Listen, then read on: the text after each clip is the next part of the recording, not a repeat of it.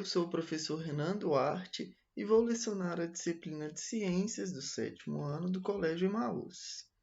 7º ano, começando então um novo conteúdo, novo capítulo. Nós vamos falar de calor e temperatura, calor e suas manifestações. Então, os dois conceitos que a gente não pode confundir e são super importantes: calor e temperatura. Página 222. Aí, capítulo 15, estamos finalizando o nosso livro, tá, pessoal? Acabando aí este fim de ano, chegando neste fim de ano. Vamos lá. Em dias ou noites de muito frio, é comum que as pessoas busquem se aquecer com roupas quentes, cobertor ou mesmo sentem-se próximas a uma fogueira, como está mostrado na imagem aí. Qual que é a função das roupas de cobertor? Como as pessoas se aquecem? Como as pessoas se esquentam? Qual poderia ser a temperatura neste mesmo momento em algum lugar distante da fogueira? E ao lado da fogueira, a temperatura será mais elevada ou mais baixa? O que provoca essa sensação de frio ou calor? Pessoal, a gente vai aprender hoje, né, que essa sensação, né, de frio ou calor é psicológico, ou seja, frio e calor não existe. É algo que a nossa mente consegue passar essa sensação para a gente. Frio e calor não existe. O que existe é transferência de energia. E já entrando no conteúdo, a gente vai entender essa diferença entre calor e temperatura, tá bom? Bora lá. Calor e temperatura. A matéria pode ser encontrada em 3 estados físicos: sólido, líquido e gasoso. Em todos eles, as partículas compõem a matéria e estão em um movimento constante chamado de agitação térmica. Então, todas as matérias que nós podemos pegar, água, por exemplo, em seu estado sólido a gente pode pegar. Tudo é constituído de partícula. E o que a gente vai definir como temperatura vai ser de acordo aí com essas partículas, mais precisamente de acordo com o movimento, a agitação dessas partículas. Podemos falar também de acordo com a energia cinética dessas partículas, já que a gente já sabe que a energia cinética é um tipo de movimento. Tá? Então, olha só. Cada partícula em movimento tem energia cinética e a soma da energia cinética de todas as partículas constitui uma energia interna, ou energia térmica. Comparando uma mesma substância nos seus 3 estados físicos, pode verificar que é no estado gasoso que suas partículas em geral têm maior agitação, ou seja, maior energia térmica. Com esse conceito, é possível estudar temperatura e calor. O aumento da agitação das partículas provoca a elevação da energia térmica. Isso ocorre quando se aquece um corpo, como a massa de água mostrada na fotografia A. Por exemplo, ao tirarmos o recipiente de água do fogo, a redução da agitação reduz a temperatura. Então, relacionar a primeira coisa sempre esses movimentos das partículas à temperatura. Quanto maior, maior grau de temperatura, maior energia térmica. Quanto menor, menor temperatura, menor energia térmica. Isso nos permite concluir que quanto maior a agitação das partículas de um corpo, mais elevada será a sua temperatura, e quanto menor essa agitação, menor energia cinética, mais baixa será a sua temperatura. Fica muito óbvio com esse experimento, quando a gente está fervendo água. A temperatura, então, é uma grandeza física que indica o estado de agitação das partículas que constituem um corpo. Temperatura é a quantidade de movimento que aquelas partículas estão naquele estado, naquele exato momento. Percebam que na A dá para a gente ver muito movimento, temperatura alta. B, pouco movimento. As partículas estão aí, ó, juntinhas, paradinhas, em repouso. baixa temperatura. Bom, agora calor vai ser energia térmica em trânsito. O que é isso, pessoal? Trânsito é movimento, tá? Como a gente falou lá no início, frio, tá quente, tá frio, isso não existe, isso é psicológico. O que existe é calor em trânsito, transferência de energia de uma temperatura maior para menor. A gente vai entender um pouquinho mais ao longo das nossas videoaulas. Então, definição de calor. É uma energia térmica em trânsito, em movimento. Trânsito quer dizer movimento, que se dá espontaneamente de um corpo que se encontra a uma temperatura mais elevada para um corpo que encontra uma temperatura mais baixa. Aí podem fazer a leitura aí de um pouco mais, tá? De transferindo uma energia térmica. Temos aqui então o corpo com uma temperatura mais baixa, corpo com uma temperatura mais elevada. O que está acontecendo? Aumentando aí a energia cinética, o movimento, temperatura. Agora vejam, corpos com a mesma temperatura, pouco movimento, tá? Ou então poderia ser todos parados, a mesma temperatura também. E nesse caso aqui, dizemos que temos um equilíbrio térmico, ou seja, eles atingiram um equilíbrio térmico. Todas as partículas estão em um mesmo grau de energia cinética, o mesmo tipo de movimento, mesma intensidade de movimento. Como medir a temperatura, então? Já que a gente sabe que é de acordo com o movimento, a intensidade dessas partículas. A maioria das substâncias dilata-se quando é aquecida e se contrai quando ela é resfriada. Esses fenômenos estão relacionados ao aumento ou diminuição da temperatura dos materiais e são denominados, respectivamente, dilatação e contração térmica.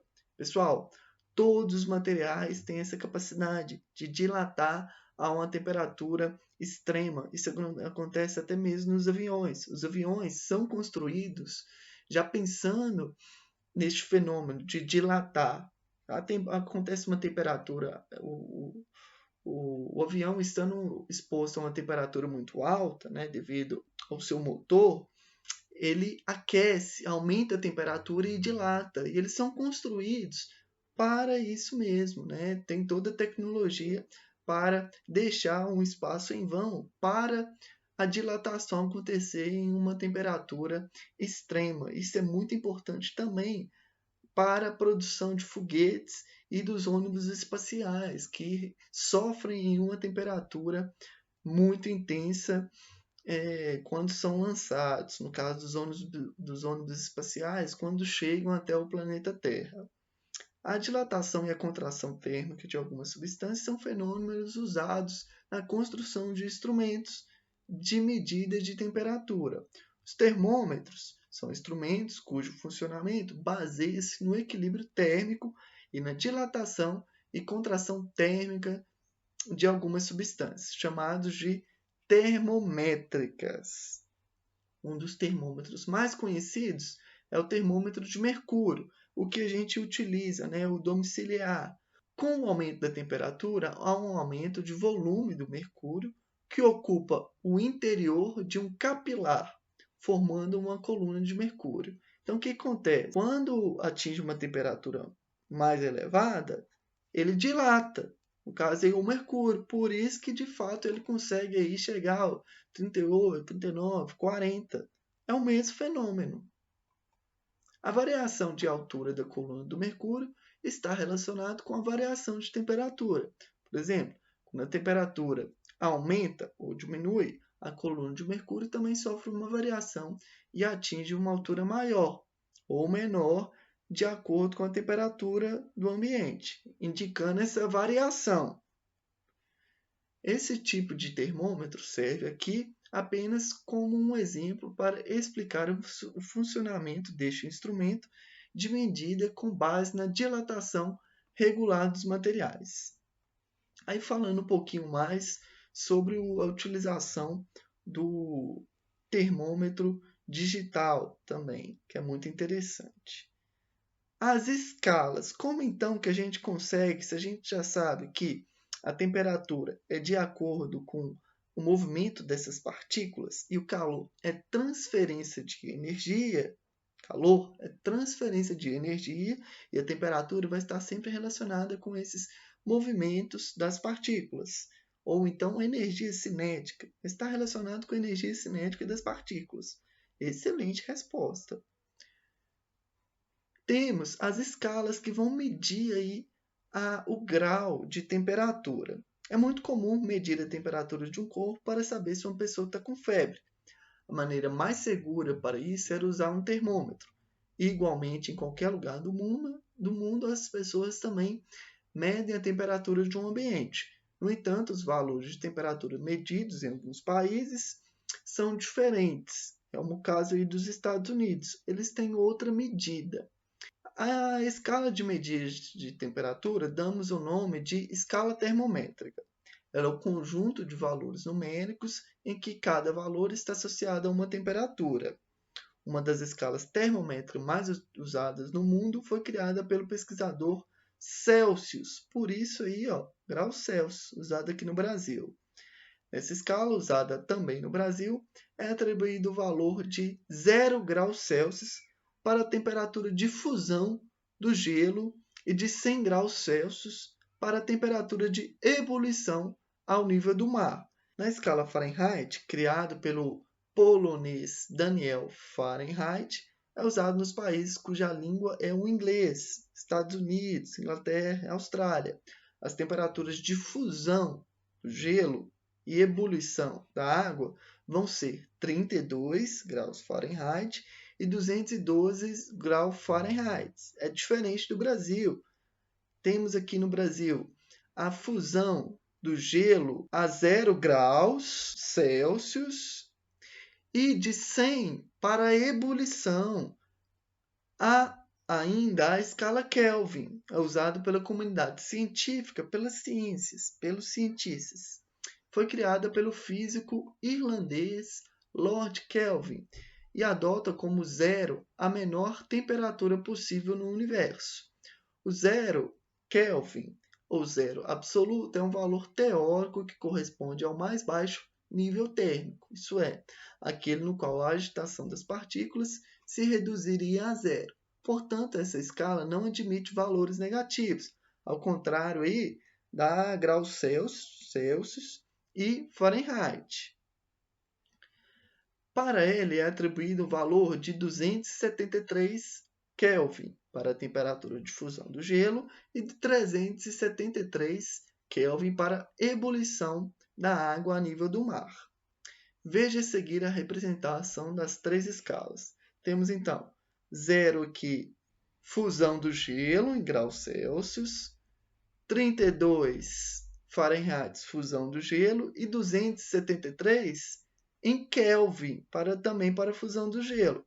Agora, a ebulição da água, temos 100 graus Celsius, 212 Fahrenheit e 313 Kelvin. 373 Kelvin. É uma divisão aí entre as três escalas termométricas. A mais usual, que nós utilizamos aqui no Brasil, é a escala Celsius. Como medir uma quantidade de calor, então? Como vimos anteriormente, um dos efeitos que se observa em um corpo que ganha ou perde calor é a variação de uma temperatura. Quando você está com frio, você está perdendo temperatura para o ambiente. Você está com frio, você está com 37, 36, 37,5. O ambiente está mais frio, ou seja, você está perdendo calor para o ambiente. O que você faz então? Vai para debaixo das cobertas, para a coberta manter aí a sua temperatura interna. No caso, aí a coberta vai passar calor para você. Ao receber calor, a temperatura do corpo aumenta. Ao perder calor, sua temperatura diminui. Dessa forma, uma das maneiras de determinar a quantidade de calor recebida ou perdida verificar a sua variação de temperatura com o auxílio de um aparelho conhecido como calorímetro. Tais equipamentos são constituídos por um recipiente interno revestido de uma camada de material isolante térmico para evitar a transferência de calor para o ambiente, para a temperatura do ambiente não interferir na medida. Então, temos aqui o termômetro, uma água, né, e um corpo fazendo essa troca. E ele consegue aí fazer a medição. Para efetuar medidas de quantidade de calor, deve-se conhecer a massa da água no calorímetro, né, e a sua temperatura inicial. A seguir, coloca-se um corpo aquecido dentro da água contido no calorímetro. Este corpo, como o corpo está mais quente, ele transfere calor para a água está mais fria, né? Transfere calor para ele, elevando sua temperatura. A leitura do termômetro nos permite saber a temperatura final da água. Para a variação de temperatura, pode-se calcular a quantidade de calor liberado pelo corpo. Uma unidade muito usada para medir a quantidade de calor é a caloria, cal, comumente definida como, temos então uma caloria, qual? É a quantidade de calor necessária para elevar 1 grau Celsius a uma temperatura de 1 grama de água. Então, aqui temos aqui o conceito também muito importante, tá, de calor sensível. É o calor que provoca variação de temperatura sem que ocorra uma mudança de estado físico no material. É o que a gente chama de calor sensível. O calor específico sensível, ele é definido pela quantidade de energia necessária para elevar a 1 grau Celsius a uma massa de 1 grau do material. E os processos de transmissão de calor, condução, convecção, radiação, a gente vai aprofundar aí nas próximas videoaulas. Façam as questões de 1 a 5. A questão 6, 7, 8 e 9. Questão 7 e 8 para completar a frase de acordo com o que a gente aprendeu.